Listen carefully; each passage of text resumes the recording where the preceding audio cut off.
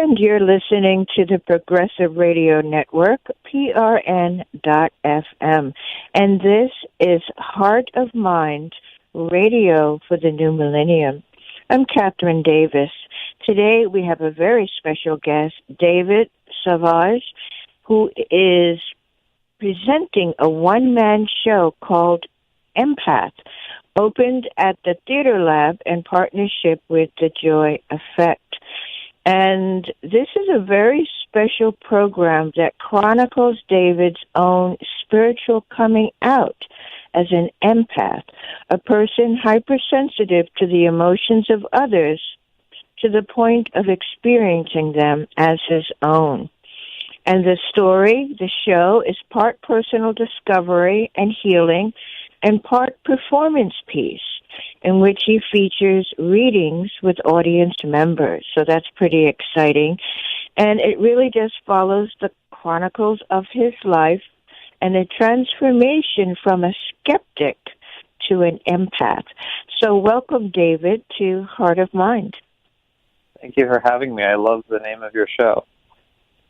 Thank you. Thank you. Yes, it's so important to have both the heart and the mind. And I find it so interesting, your path as well. And I'm wondering, though you identified yourself as a skeptic, were you really in touch with your empathic nature as a child? The answer to that is probably yes and no. Yes, in that I remember occasional experiences, very vaguely, where I was super sensitive to what was going on with the people around me, but I didn't have any way of understanding that, and I think what happened with me was that I more or less shut it down, and I became, as I discovered later, I think what I was doing was I was absorbing so much of what was going on with other people, and I had no way to process it, so eventually, like a pipe that got clogged, I couldn't take in anymore. Yeah, that makes a lot of sense to me. I think this happens to a lot of children. We get shut down and then reawaken as we become adults. So can you tell us a little bit of your path? I know people will enjoy the show and get much more depth about it. But how did you rediscover your empathic nature? Yeah, happy to share. And what I say now, I will enact with lights and music on stage. If you are inspired to come, so I'm not afraid of giving away too much. The story starts out about 8 or 9 years ago, and when I was totally lost and depressed and didn't know what to do. And I had a friend, Hannah, who suggested that I talk to her psychic. And I couldn't have had less of an interest in psychics. You might as well have told me that, I don't know, that I should talk to an alien. And and so I said, no, thank you, Hannah, whatever. And she, this kind woman, offered to pay for it. And something about that offer made me accept. And in that reading with the psychic, she told me that I had strong intuitive abilities and that part of my mission in life was to uncover them. And I dismissed that as a bunch of BS, but it didn't leave me. It just kept showing up again and again. And I started to have experiences, or maybe I'd always had those experiences, but now I started to notice where I knew things about people I didn't know how I knew. And eventually it became easier for me to accept that I had some kind of intuition that went outside the bounds of the way in which we normally accept how information travels. And further down the rabbit hole I went, the more I discovered that primarily, though not my only tool, my primary tool for gleaning information about what was going on was in my body. And that I was actually having the feelings or experiences of other people, and that's how I knew it was happening with them. So did you go through any stage where you were getting sick or thought these things that you were picking up was reflective of your own condition rather than someone else's? In terms of getting sick, I would say that if we want to call depression an illness, I I would say that my heaviness had a lot to do with my just having been so overwhelmed by everyone else's stuff and not having any way to process it. And then in terms of my own stuff versus other people, what I've discovered since in doing a lot of work in this realm is that the stuff that is other people's that tends to stay stuck within us, if you're an empath, that stuff has a corollary within you. So if you're carrying a lot of anger, and then you meet someone who's angry and their anger sort of travels into you, you're much more likely to hold on to it because it taps into your own anger. Whereas if you're not carrying anger and you run across somebody else's anger, it might just flow through you. So a lot of what I was experiencing in others that was locking me up was stuff that was in me waiting to be unearthed and felt. Mm-hmm. And how did you go through this process of discovering that, what your own issues were through this process, and how did you come to heal that? Or is that sort of the fuel behind your creative work? Well, take the first part of the question.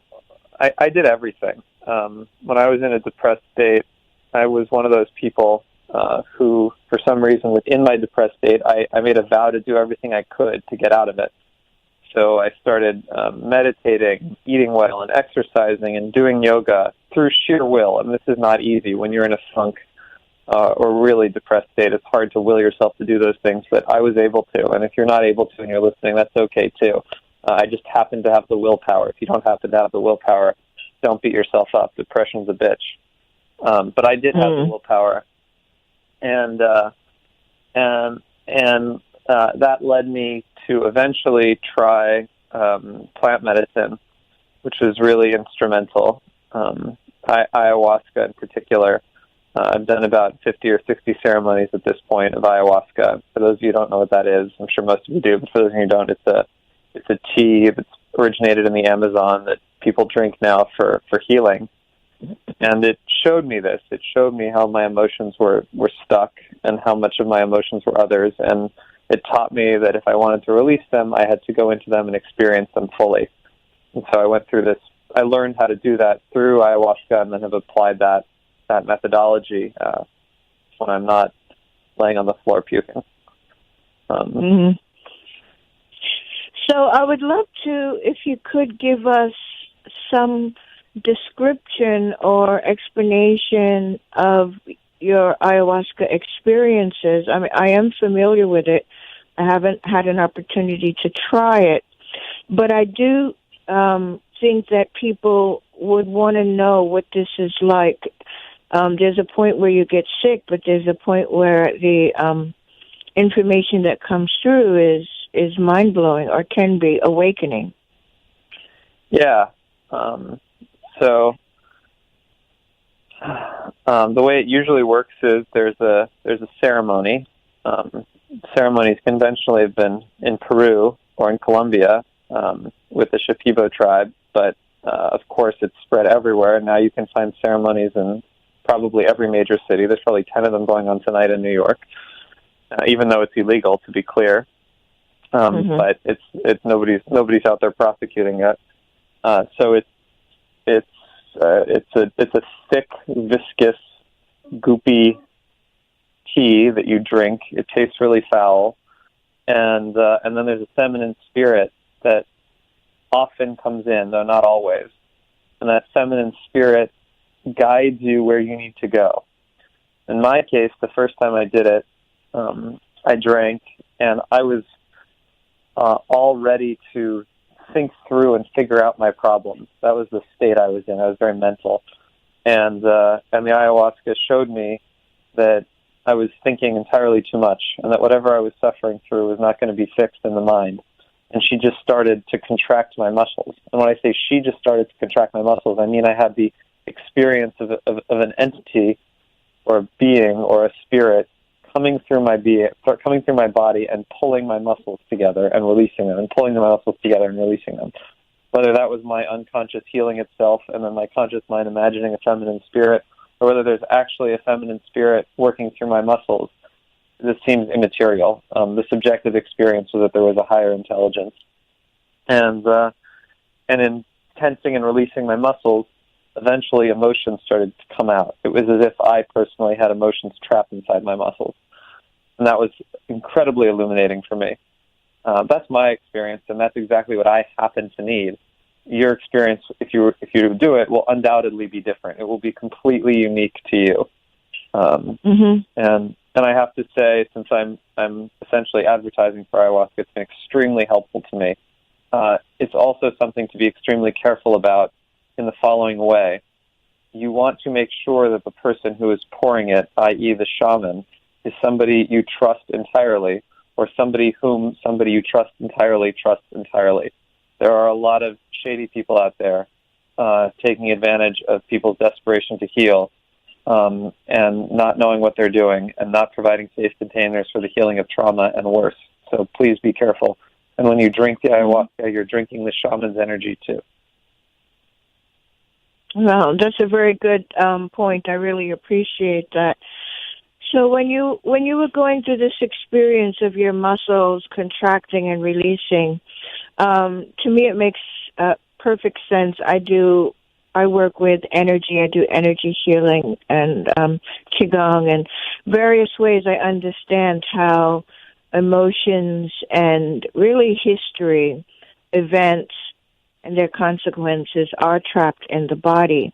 But as you were coming and releasing that energy, if you will, how were you able to process it without being overwhelmed, or were you overwhelmed? Did it come through as a vision, as a sort of a gut emotion that you just had to travel through?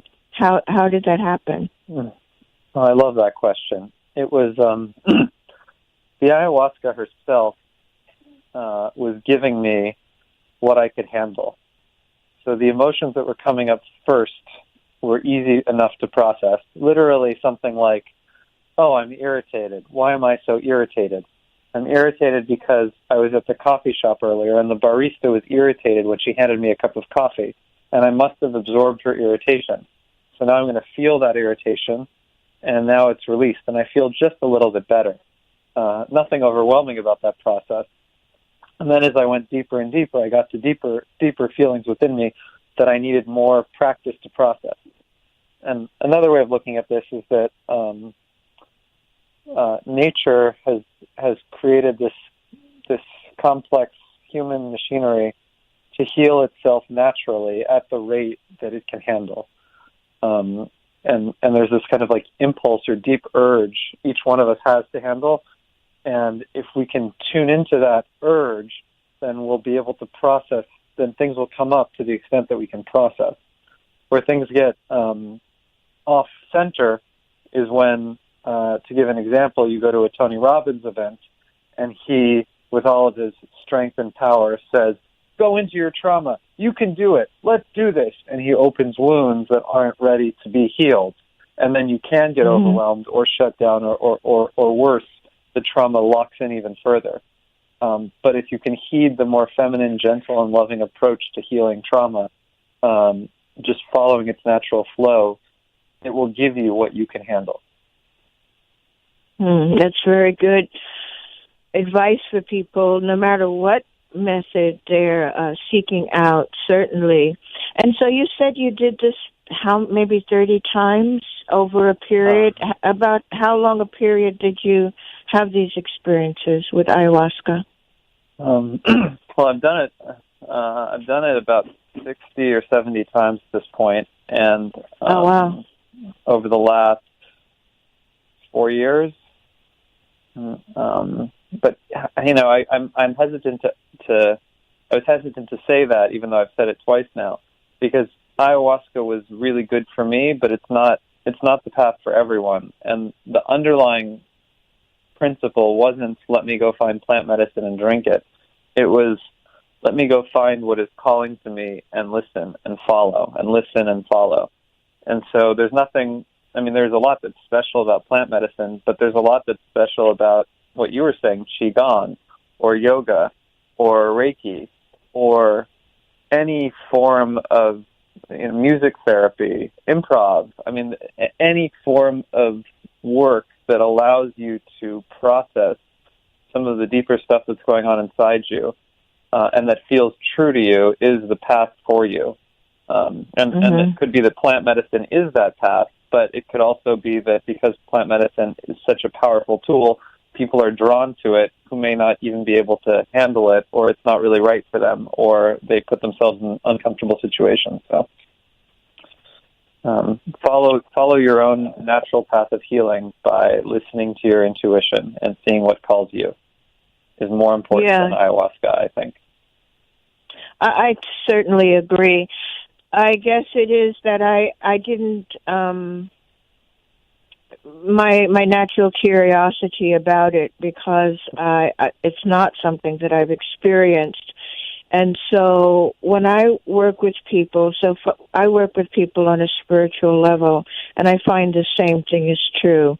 I might intuitively, as you say, know ultimately that this person was damaged at a certain age or was abused or had things going on in their life. I might not know what it is, but I can really feel the trauma.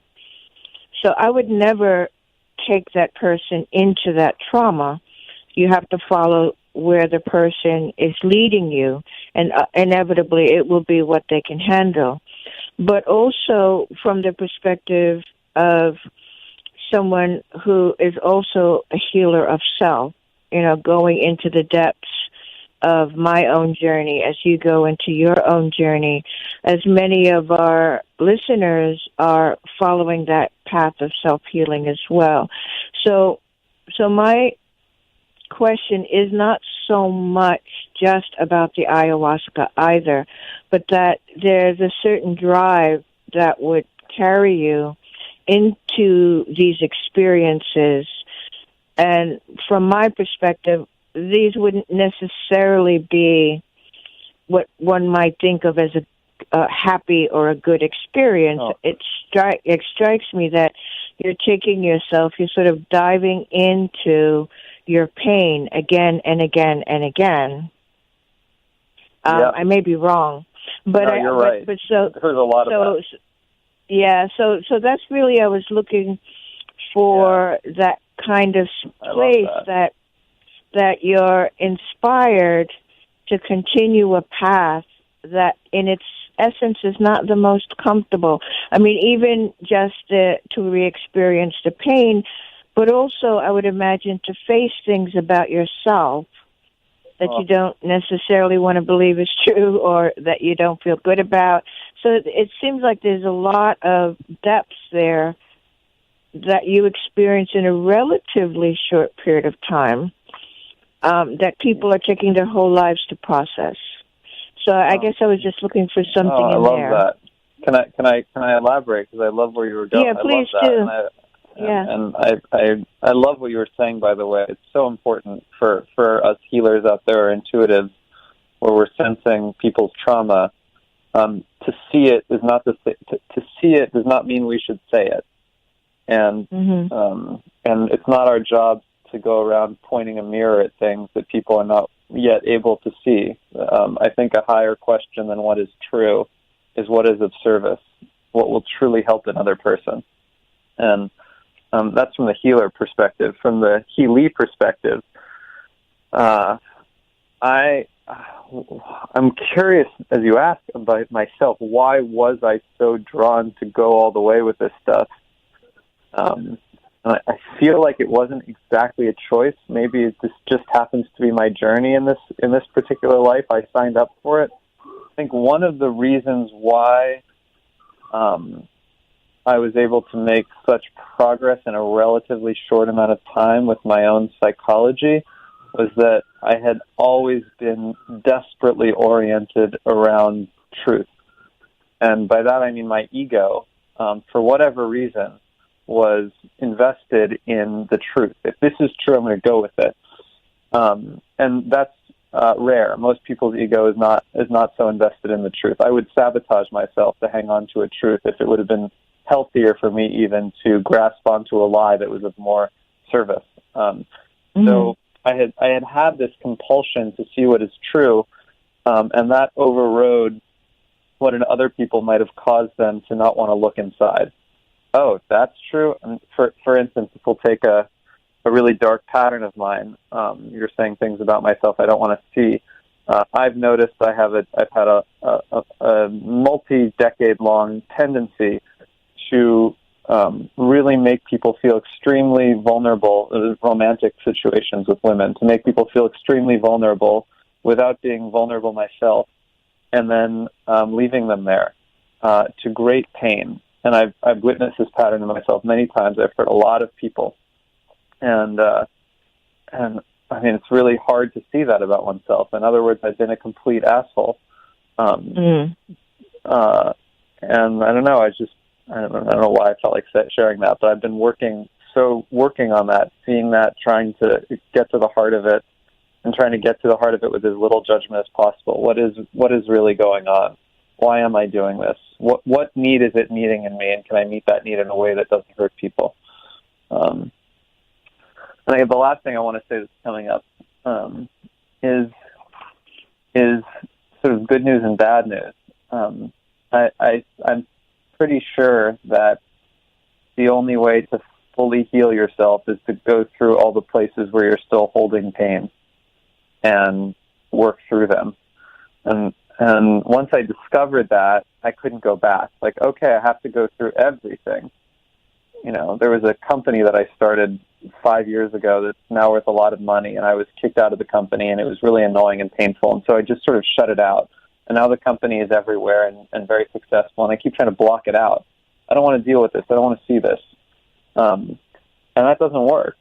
Eventually, I just have to sit in the regret and sit in the pain, and then next time I see the company billboard, I'm like, okay, that's okay. I can handle it. Like, everything gets to be dealt with.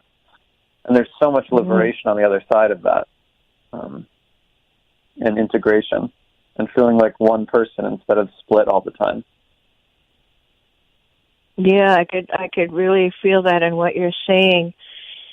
I appreciate that, because it is true that we find ourselves stuck in patterns and feel helpless to it. I know that I've been working with people who have all these creative ideas and passions and want to do things in the world, but they somehow are not able to face their lack of self-love or their lack of self-worthiness or some feeling that has somehow turned them against themselves in a way that keeps them stuck and keeps them blocked. So I appreciate the insights that you bring, because I see that people do, most people are suffering on some level from this phenomena of our lives here on this planet. So I really appreciate that. And as we are having this conversation, you spoke of yourself as a skeptic, and now you're fully embraced as an empath. So how would you perhaps entice people, if it's possible, to consider that there might be something below their skepticism about life and about things in general? Well, we're talking about empaths. How many people out there have had the experience of being on a plane or at a movie theater or at a restaurant, and someone sits down next to you, and your whole energy shifts? And it's not just because they're affecting you. It's that you're actually picking up on what they're feeling. So if somebody's really anxious, they sit down, and now somehow you're feeling a little anxious. Or somebody's really frustrated. Now there's just this little tinge of frustration in you. That phenomenon where emotions are traveling across space is completely not understood and not really even accepted by science, even though it's a universal experience. Or how many people listening have known someone was going to die right before they died, or knew someone had died right after they died without anyone having told them, or knew somebody was going to call and then they called. The skeptics out there like to dismiss these phenomena as confirmation bias, that, oh, well, you remember the times when that happened and randomly this is going to happen a lot. But we know in our bones, and as I say this, you can feel it in yours, that that's not true.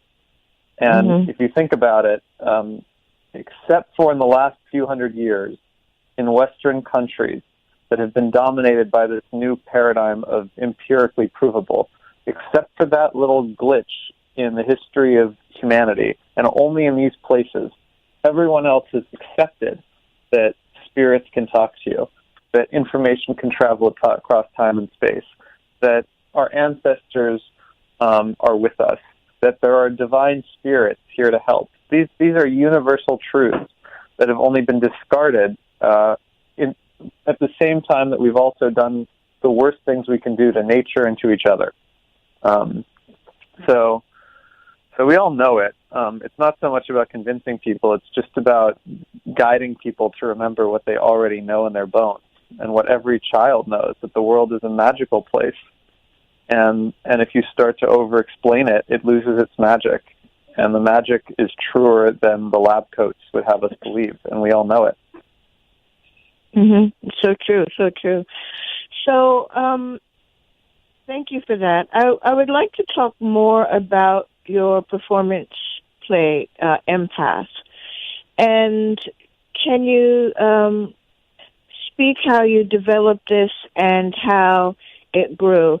Before we go further with that, I want to let people know that the show EMPATH did open at Theaterlab on Thursday, and it's going through till December 9th. And Theaterlab is 357 West 36th Street. And you can still get tickets, I believe, for these performances.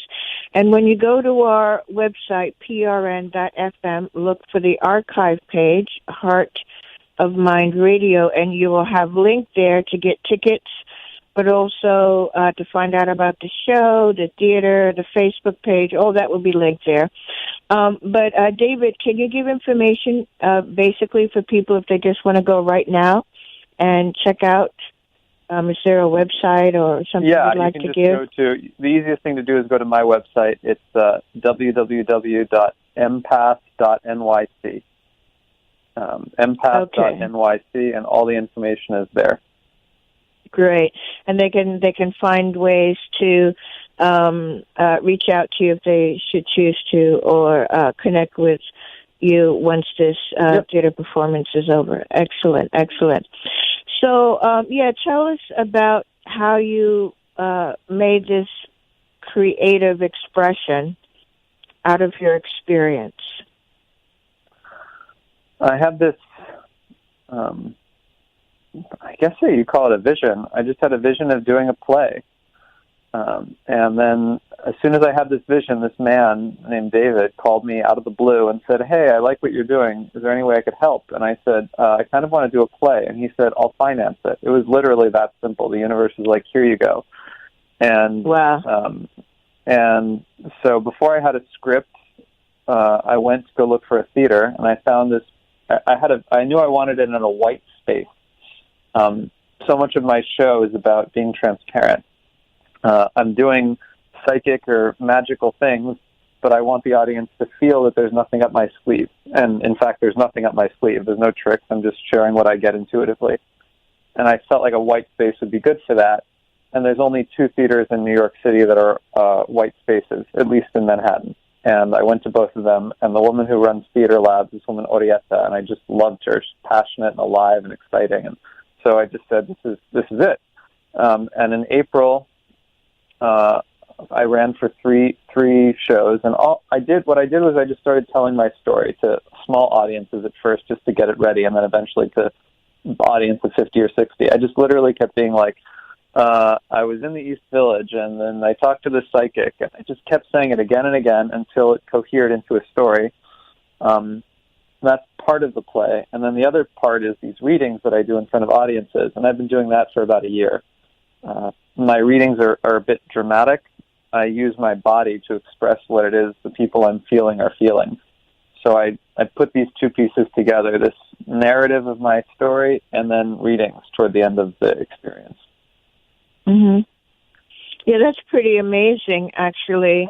And I'm sure that people enjoy this. Can you give us a little bit of anecdote to some of these experiences that you've shared with people in the audience, what you were able to perceive, how they responded to it, that kind of thing?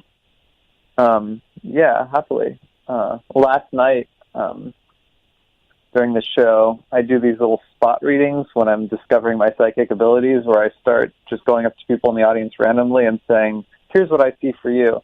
And I went up to a woman, never met her before. I closed my eyes and I said, oh my God, there's a cat that you really have a deep connection with that is wanting to come through. And you're petting the cat in my mind, and this cat means so much to you. And as soon as I opened my eyes, she was bawling. I mean, literally, all I said was 10 words, and she was bawling. She's like, my cat just died, and I miss her so much. And so the whole audience was like, whoa, that was awesome. These are not audiences that are used to seeing this kind of work. These are mostly theater audience people, and they don't, most people don't believe that stuff is possible, and I'm being so transparent about it. Then in the readings, toward the end, let's see,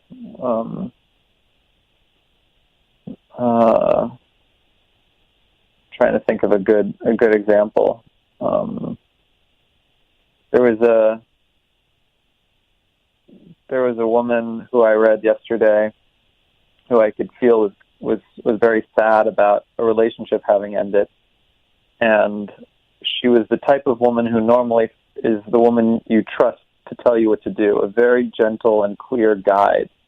But she was so disoriented about the end of this relationship that she had lost her ability to be that guide for people. And instead of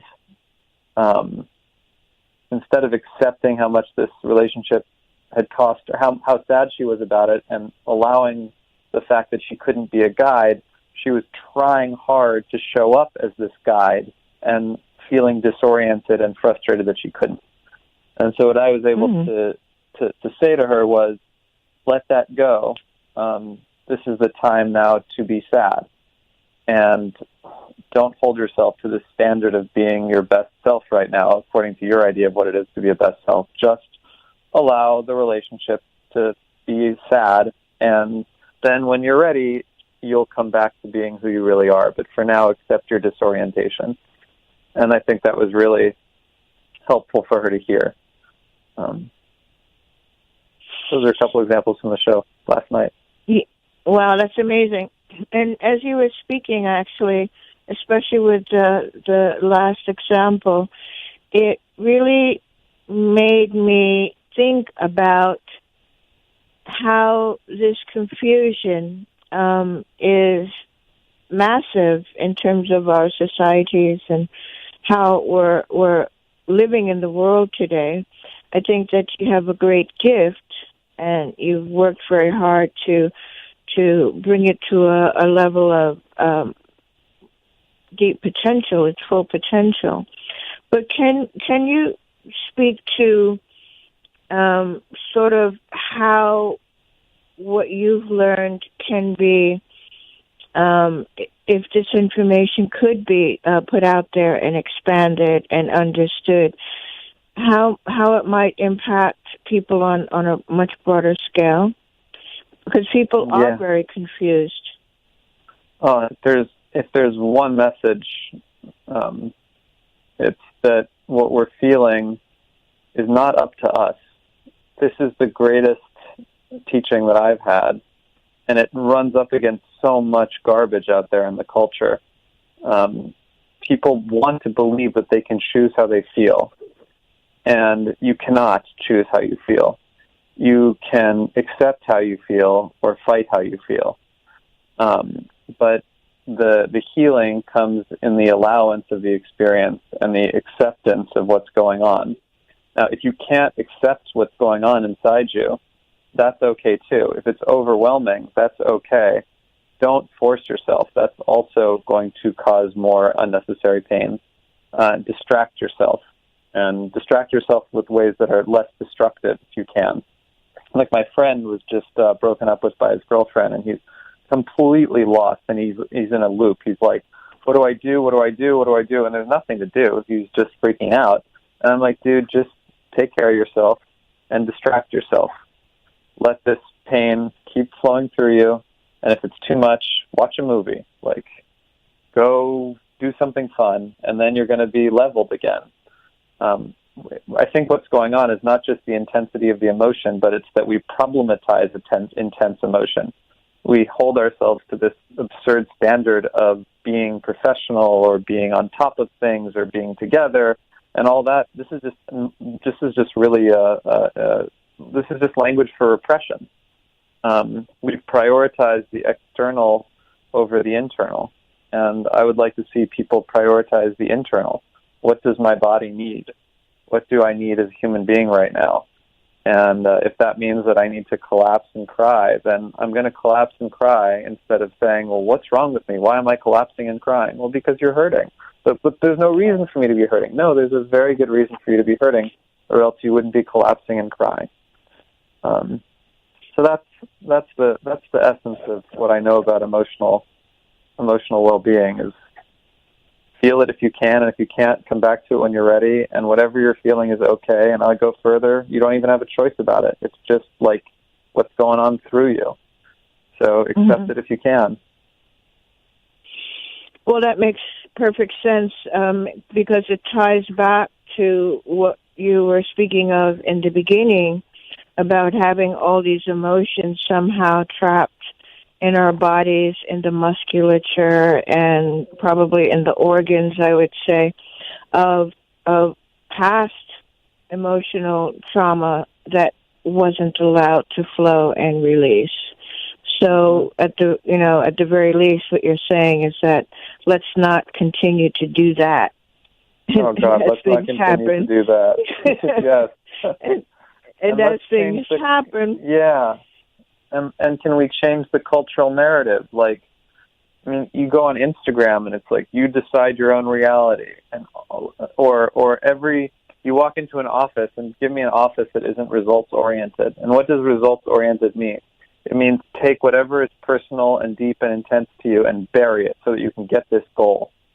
And like this, everything in our culture is oriented around the repression of what is actually going on and the prioritization of some external image of what we should be like. And I really want this to end. Wow. I agree. I agree entirely. And I think that is,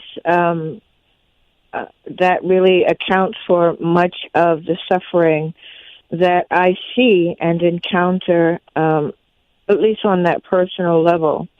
I have countless friends and acquaintances that are struggling with trying to meet some external goal, or as if to say that they could only be worthy if they are doing certain things in a certain way. And then that leads people into the judgment of others who are not able to have that level of willpower to force their soul into submission, is how it seems to me, to meet these external goals. So it's really quite a big thing, and I think that the work that you're doing goes a long way towards healing people, just by presenting it. But it's a much deeper path, I think, to really get this information into the world and into people's consciousness, especially when our media, mainstream media, is not going to support that. No, but the one thing that we have on our side, though, is the flow of healing and life. And so, the amount of energy required to keep these lies in place, even if you just literally you turn on the television and you can see the stiffness and the artificiality of everybody, and all that stiffness and artificiality requires so much energy to hold in place. And there's a possibility that authenticity and deep human needs, when they're expressed honestly and openly, will just break through the noise, because it's part of the natural flow of life, and it wants to express itself. People don't want to be stuck in stories they barely believe because their ego needs it to survive. They don't want that. They want to collapse into who they really are. And ultimately, they're willing to go through any amount of hell if they believe that doing so will lead them home to a place of true belonging with themselves and with each other.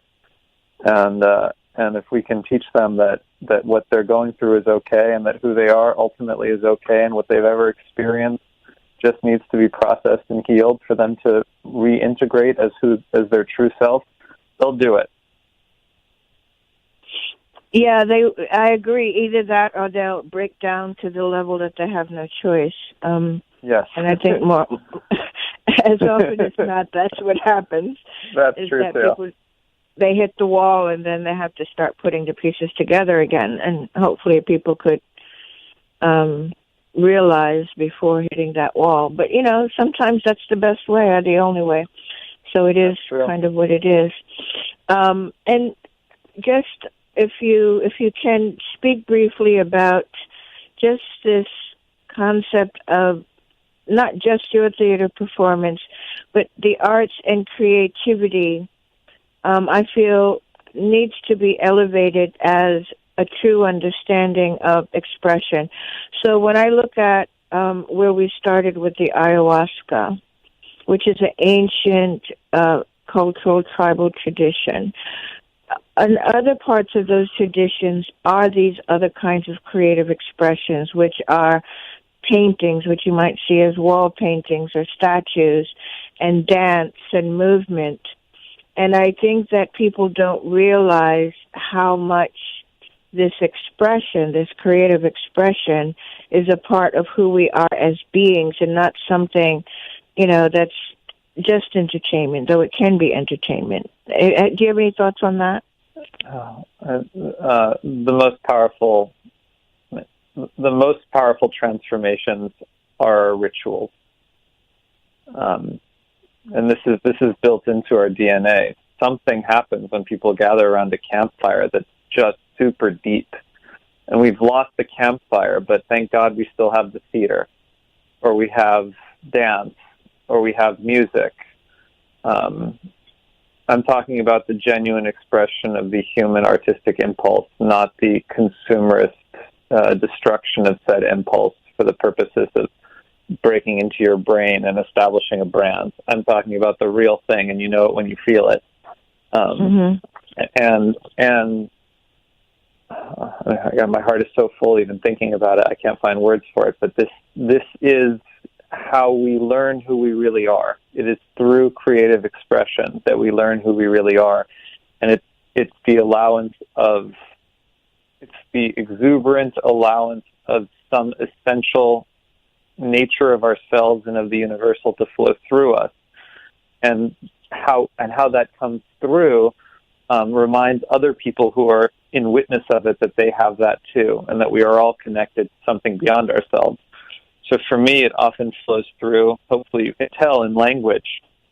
I have the capacity to channel truth through words out into the world in ways that resonate. And when I'm at my best, it's just beyond me. It's just flowing through me.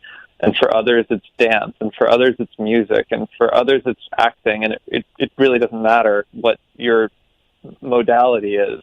But whatever it is, that's your connection to universal truth, and you're going to feel called to it, and the more you express it, the more whole you'll feel, and the more part of this great dance of existence you'll feel like. Yeah, so powerful. I think that you really are bringing to people a message of connecting to the essence of truth. You said you were in search of truth in the beginning, and you're demonstrating that essence is right inside of us all to some degree, if we only have the courage to tap into it and set it free. Yeah, I like that. I want to take a little bit of the burden off people because it does take courage, and I encourage courage, but I think it's more about creating safety. And the more people feel safe, the less courage they need. If you feel like you're in a room full of loving people and you might be a little bit shy about dancing, but you have an impulse to dance, and now you're in a room full of loving people who are not judging you at all and asking you what kind of music you'd feel good with, you're going to dance. But if you're still in a room with like judgmental people who are trying to look sexy and giving you funny looks because you might be awkward, you're not going to dance.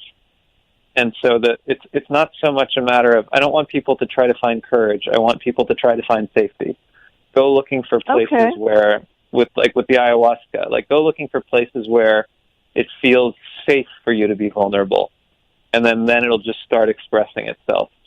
And for those of us who want people to be who they really are, it's incumbent upon us to help them feel safe. That's really very powerful. I appreciate that very much.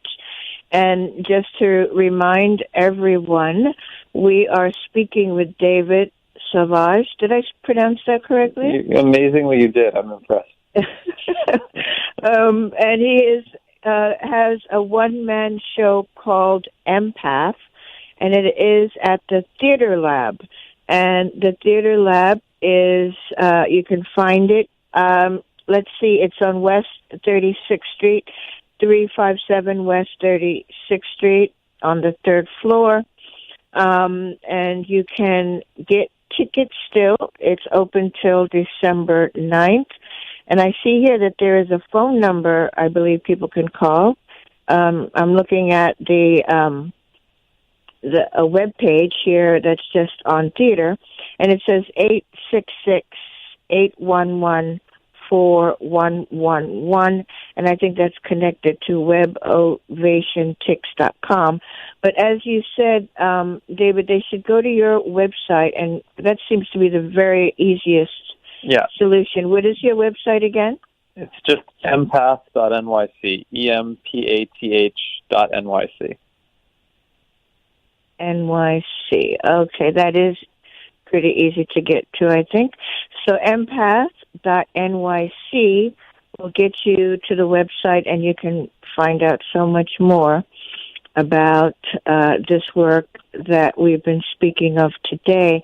And we still have a little time, David, if you have more that you'd like to share about your show and how you are creating that safe space for people to at least be introduced to what this phenomena is, to be an empath, because everybody has some level of capacity for this.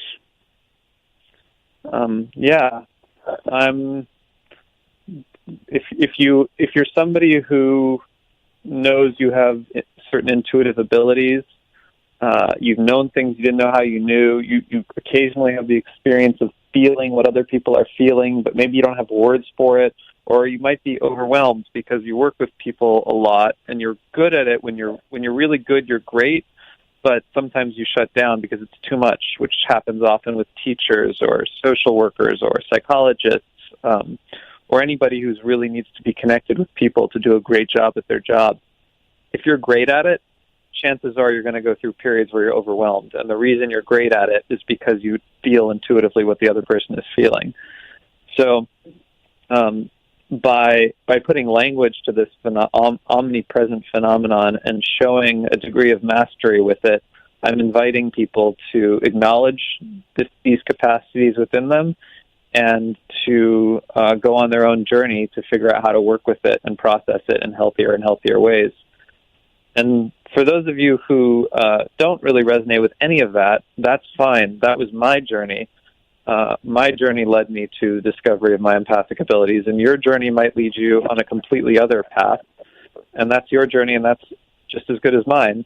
But what I'm doing by saying, hey, I started out this empirically minded, rational skeptic. I grew up in LA. I live in New York. I went to Columbia undergrad. I have an MBA from UCLA.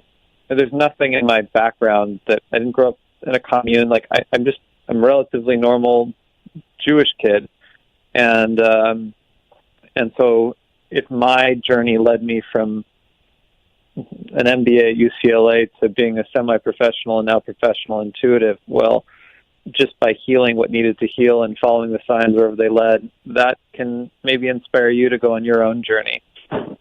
What wants to come out of you when you heal what wants to be healed, and follow the signs, your signs, wherever they lead. And so I'm inviting people to go on their own journeys too.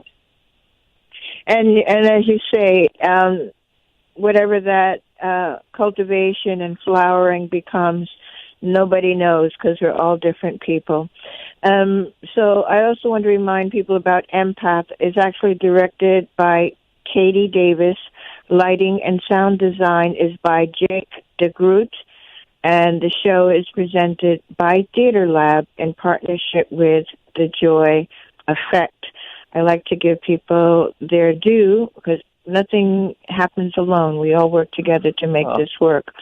And Theaterlab is located at 357 West 36th Street on the 3rd floor. And so this program airs Saturday, 6 p.m. There is a show on Saturday at 8 p.m., so you could potentially get there. And it goes on Sunday at 5 p.m., and then next week, Thursday the 6th at 8 p.m., Friday the 7th at 8 p.m., and on Saturday and Sunday again. So there's plenty of opportunity for folks to have this experience.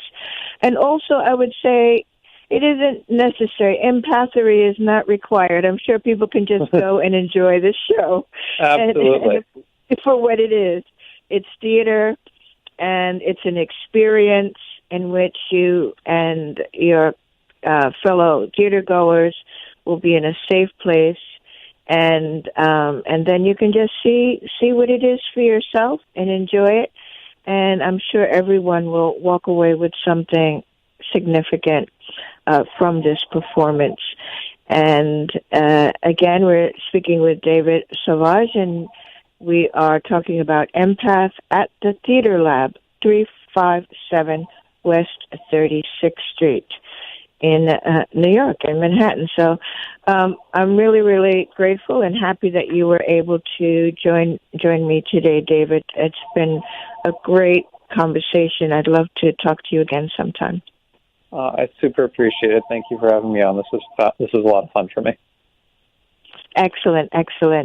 So I'll say goodbye for now, and we'll pick this up again at the Theaterlab with EMPATH.